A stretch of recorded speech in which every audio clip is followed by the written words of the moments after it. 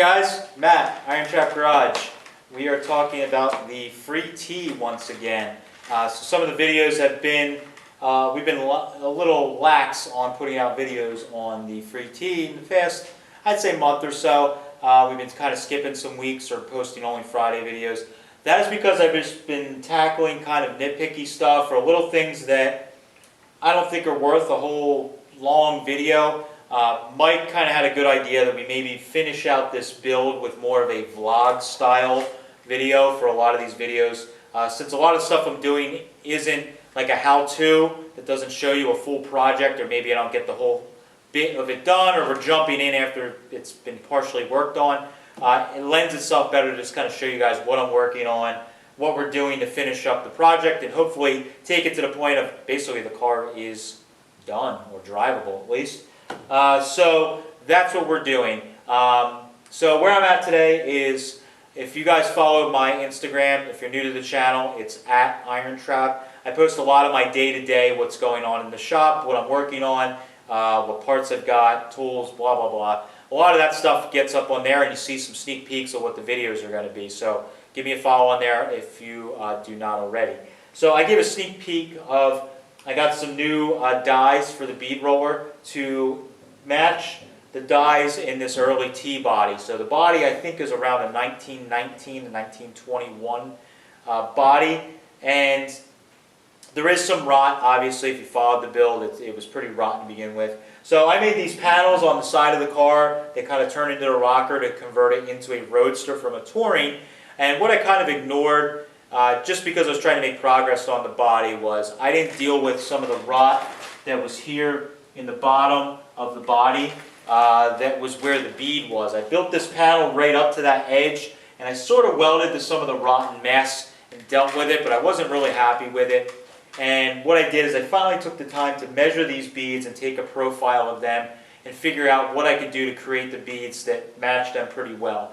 What I found with it was that they're basically 3/4 inch wide round beads. So I got a 3/4 inch wide round bead die set for my Eastwood bead roller, my power bead roller.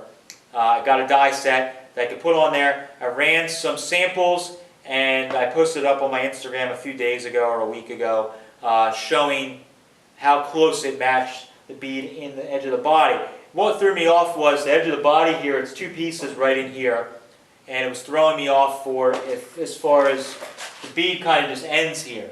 But what I found is if I roll the whole bead in kind of the center of the panel, and then I trim it right at the edge of the bead, I can create this same look in the panel.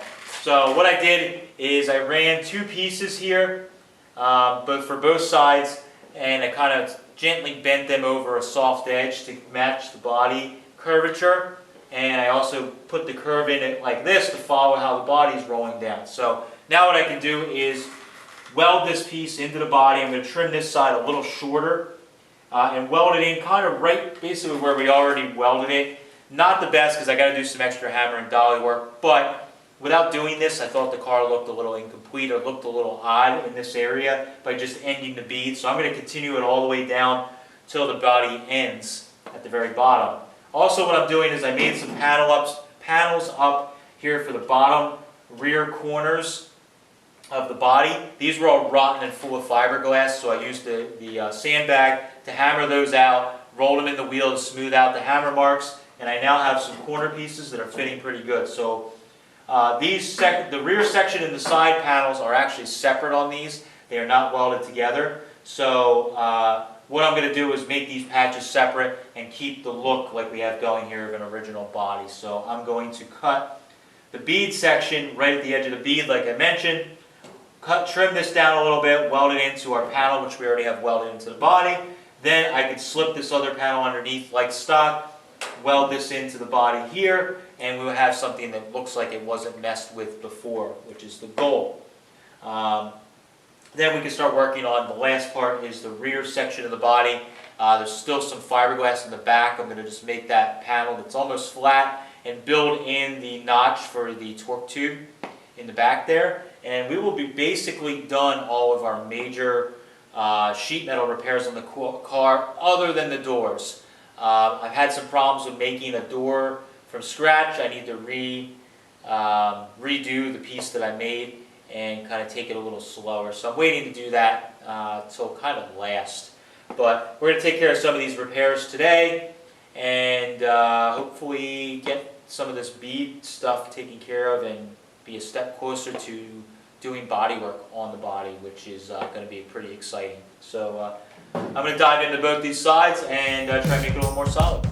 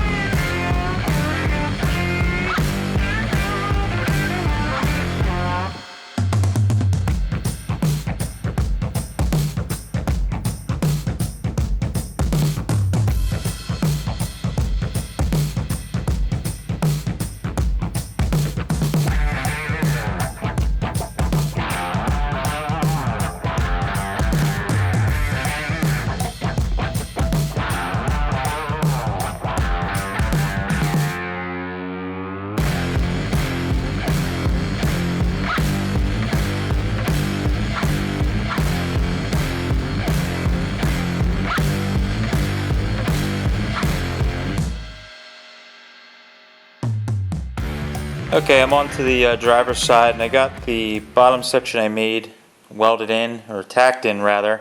We'll be welding it in fully once I pull the body off, and that's going pretty well. Fits really nice.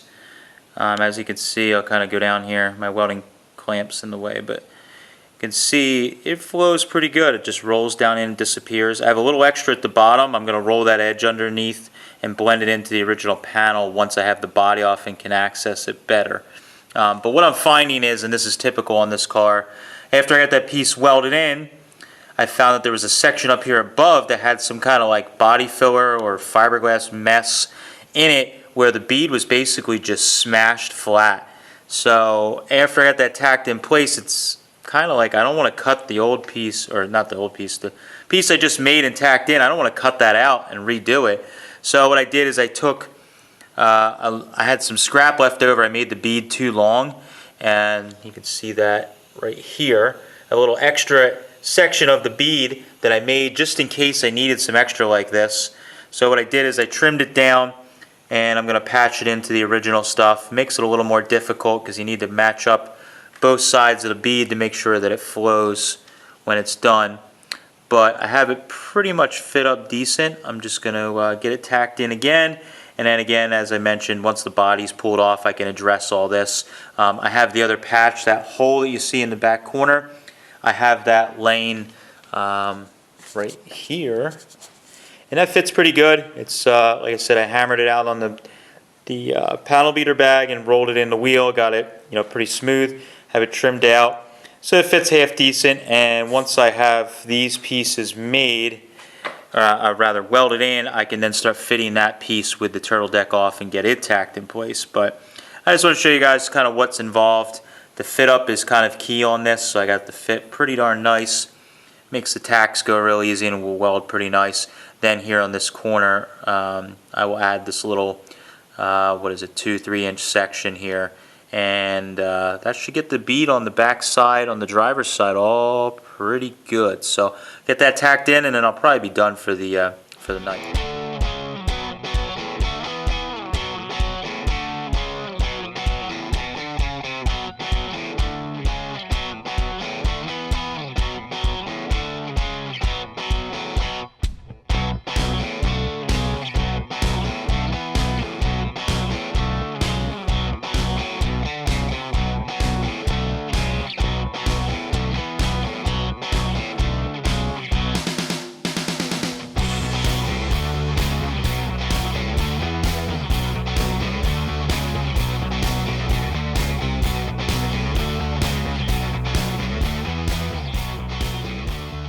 that was a fun little project. Got the beads made, the bead sections made for both sides. I actually already had them made previously. I made those, but I got them fit and welded in. It seemed, another one of those projects, it seems like, oh, it should only take a few minutes to do this, but it takes a lot of time because the body has some curvature and the piece is curving. It actually was kind of a pain in the butt because I had to slowly kind of bend the piece and fit it and bend and fit it, and then as I was tacking it in, make sure everything was flowing and didn't kind of overlap itself. I had to take a step back a couple times and sand some edges so that everything fit really nicely. And as I mentioned in that last clip, I had to make a little piece for here, which I have tacked in place. It needs a little bit more welding and some sanding and everything to get it fit. And I put this back piece in, and everything fits pretty good. It's hanging off the panel just a little bit, this outer panel, but that's because I think I need the clearance. This back piece, just a little bit, it's still hitting on where it overlaps. But everything's good. I love how it flows. I don't think the body line actually went down like this originally, but it's really cool how it kind of flows down and around and disappears behind the wishbone. So I like the way that everything flows and looks. Hopefully when it's all done and the car's painted, it'll all just look kind of natural. I don't want anything to look like it's too modified at all. When you first glance at the car, I'd like it to just look like it's, the car was built this way. So I'm happy with how that all came together. I mentioned it a couple of times, but I'm going to mention it again. This is going to get finish welded a little later on in the process of the build. I'm trying to get all the sheet metal work kind of mostly done and at least tacked in place. So when I pull it all off, I can get to it better to hammer and dolly, and also can get it up at a better height so that I'm not laying on my back to tack this stuff in place. I can kind of put it on the chassis table or put it on the lift and put it up in the air and get it so I can just sit or stand and weld everything and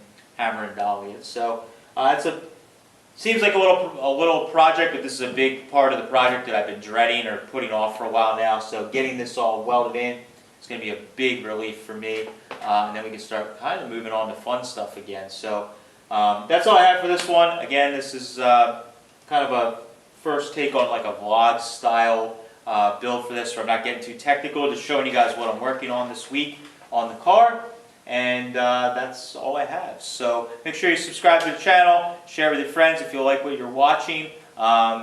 If you want to see kind of day to day what's going on with projects and the madness that is my shop, my life, IronTrap is my Instagram. That's the best place to follow everything I got going on. And we do videos Tuesdays on the Free T, Fridays on Sweetheart Roadster, which hasn't been for a while, I apologize. Adventures, tools that don't suck, and a little bit of everything else. We got another cool little feature we got coming up on the channel. We've had a few requests to do more videos throughout the week, so I appreciate that you guys are liking what we're doing. So we're going to try and, if we can make it work with working full-time jobs, living our lives, we're going to try and bump up and maybe do one more video a week. So we're going to add some extra projects and things I got going on and we have going on around the shop into the mix. So if there's a day of the week that you guys would like to see another video get put out weekly or regularly, definitely drop us a comment and let us know. Would you like to have a Wednesday, a Saturday, a Sunday, whatever? We're going to do our best to maybe add another one of those videos in if we can. So definitely drop us a comment. Thanks, guys. Catch you later.